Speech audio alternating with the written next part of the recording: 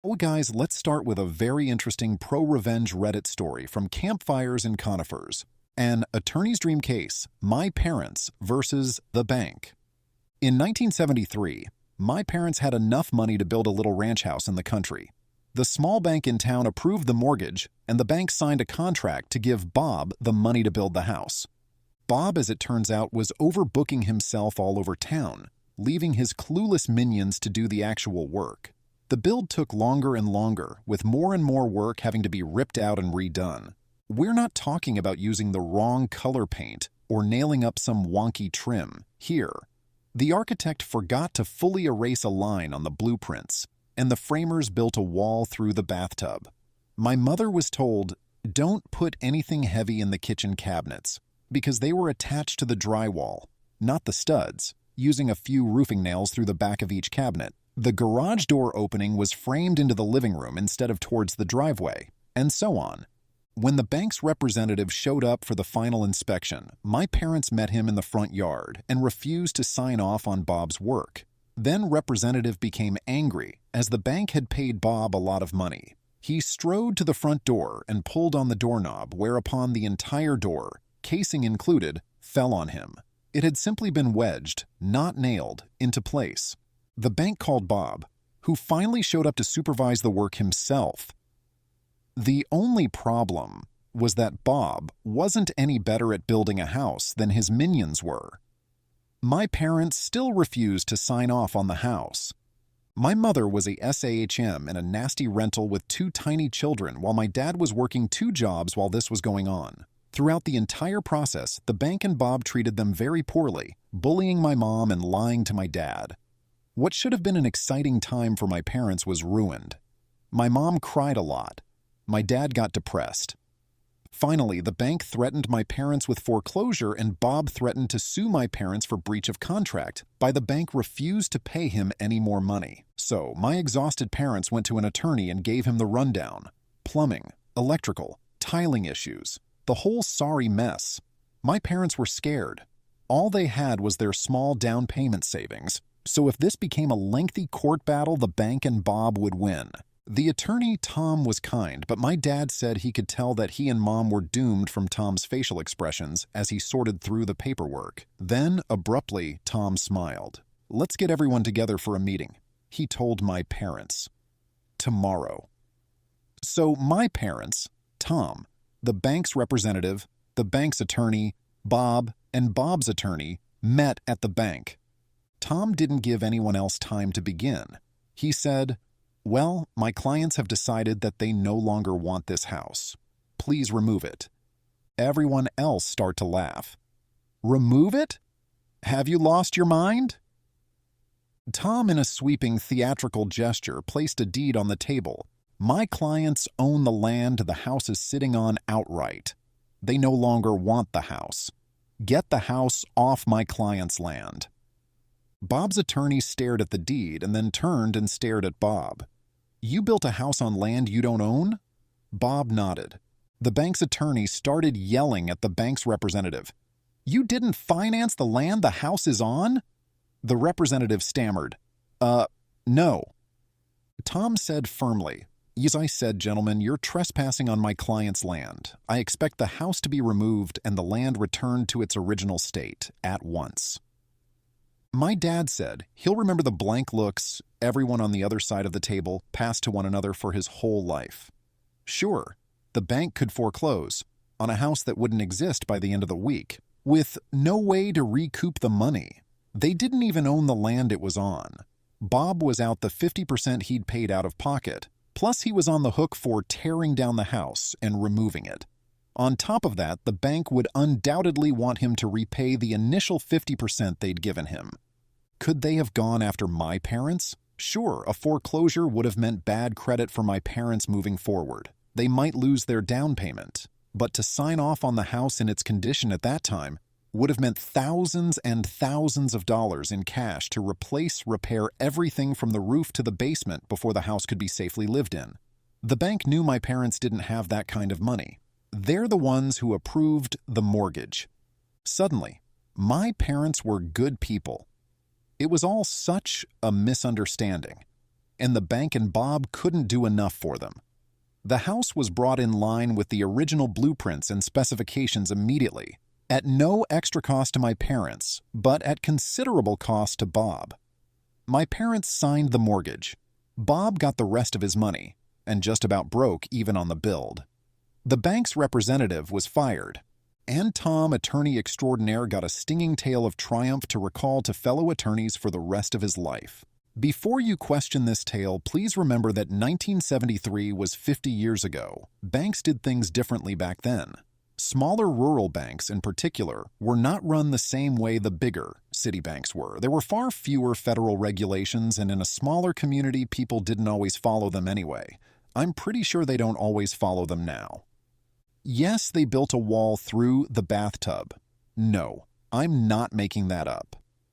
I even left out how a plumber left his lunch bag on a partially built kitchen cabinet, but the cabinet maker didn't feel it was his job to move the bag, so he left it there and built the rest of the cabinet around it. I don't know where Bob found these people, but they were gems, every one of them. I must admit that I'm immensely surprised at the traction this story has gotten. The bank and Bob put together very poorly written and pretty much unenforceable contracts. My parents' attorney figured this out, and the bank and Bob had to back off. I thought this was interesting, but surely not the one and only time this happened. Aren't contracts being written all the time by clueless people? Is this really that unique? I guess we should be glad it is. Thanks for reading. Here are some most interesting comments on the post. The first one is from Epicenter69. I'll add that small towns back then likely played the good old boy game, and Bob and Banker were probably the best of friends. The inspector, if they existed, were likely part of it. Glad they got some justice and their dream house. Thatberg fan replies to Epicenter69. Oh, for sure. When my Yankee parents moved to NC and had a house built, there were all kinds of shenanigans. My parents got sued and lost due to not having home field advantage, but their attorney said all they have to do is appeal, and the appeal will be held in another city. He was right, and they won on appeal. In fact, they won so hard that the judge invalidated the HOA's covenants, and all the HOA members got assessed $3,000 to pay the legal fees and to get new covenants done. And the judge told my parents, if you want to raise chickens in your front yard, they can't do anything about it now. And the HOA president almost fainted. It all worked out, but only because my parents won the case and people found a way to work things out. The next interesting comment is from Generation Why Not. Great story. I do imagine that this being prior to social media and all the scrutiny it comes with, that Bob was one of those cowboy builders, as we like to call them. There's certainly levels of quality, and I've seen a wide range on all kinds of homes I've inspected. This is probably some of the worst trade work I've read about, but not unheard of. Glad that OP's parents got some revenge and restitution on their home. Those attorneys got the shock of their lives, and hopefully Bob never built anything larger than a birdhouse after this. What a satisfying revenge, dude. The way the attorney, OP, turns the tables on the bank and Bob and transforms a hopeless case into a historic victory is completely fulfilling. Kudos to the attorney. Let's now jump on to another pro-revenge story. It is from Called in the 90s, a lawyer's pro-revenge on a wife-beater. Let's call him Joe. I have to call him something, the man I ruined, but I can't call him by his real name. So let's call him Joe. Joe was a wife-beater. I was hired by Joe's brother-in-law, the brother of the wife that Joe beat. My client was also Joe's ex-business partner. Aside from the whole, you beat up my sister thing, my client had another beef with Joe, a serious business beef. My client took it to court and gave me the case to handle. Joe was confident that his and outright perjury would carry the day. It had always worked before. His and his fists had won him a good settlement with his ex-wife, free of child support. So maybe he thought that threats and lies would carry the day once more. But he was wrong. And after the trial, I had a judgment against him. A big judgment, far bigger than he could pay. Joe twisted and he turned and he shimmied and shacked, but after a while I'd located and taken all his assets. It was easy, really. Joe had no thought of consequences, and so he didn't lawyer up until it was too late. If one of my clients ever sues you, you're in trouble because my clients lawyer up before they even know your name. But Joe didn't lawyer up until the process server threw the papers at his feet, and by then, it was far too late. I went through Joe's assets like a meat grinder, and after a while, Joe had but one property left, a house, and he clung to that house, for it was rented out, and his sole source of income. Joe lived in the unfinished basement, and he survived on what the upstairs tenants paid him. He cashed their rent checks at payday loan places, paying hefty fees, but it was worth it, because he knew that I'd garnish any bank account that he opened. Joe managed to hide his rental place from me for a while because he owned it through a numbered company. But my investigator found him one day and followed him home. Joe self-ripped his way through the next stage, which took a couple of years, while I punctured his corporate veils and his sad efforts at a fraudulent conveyance. But in the end, I had his last house, the house where he lived in the unfinished basement. Joe stepped out one day to get a pack of cigarettes, and when he came back, the sheriff had changed the locks. "Can my client at least live in the basement?" Joe's lawyer said to me, pro bono, because by this point Joe had nothing to pay lawyers. I knew the pro bono guy. He practiced law nearby. As I was talking to him, I could see pro bono guy's office window across the parking lot from my office tower window. "Ask the purchaser," I said. "It's out of my hands," and it was. I told Joe's lawyer that the new owner, a nominee, one of my client's employees, wouldn't let him back into his basement apartment. Joe, a man who had owned this and that here and there and all over town, had just lost the last thing he owned on earth. Except for his truck. He still had his truck left. Joe's truck was this big gas-guzzling beast that he drove around in. It was too old and too frail to be worth seizing, so I let Joe keep it, and I was glad I did that, because now the truck was where Joe slept, until he made a mistake, and lost his truck, too. He lost his truck the day I got a phone call from the tenants at the house that Joe used to own. He came back and parked his truck across the driveway, the tenant said, adding that Joe had gone nuts. He'd parked his truck there in a rage, out of spite, and then walked into town, saying he'd be back later that day to sleep in his truck. "Can you get around the truck?" I asked. The tenant could not. The driveway was blocked. I called one of the tow truck guys that I used to defend back in my criminal lawyer days, and in a couple of hours, that truck was gone and parked somewhere else, somewhere special, in accordance with my specific instructions.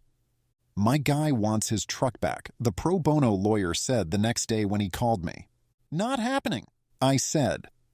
I stood in my office, 15 floors above the parking lot, and looked down where I imagined my pro bono counterpart was standing in his office, facing the same lot.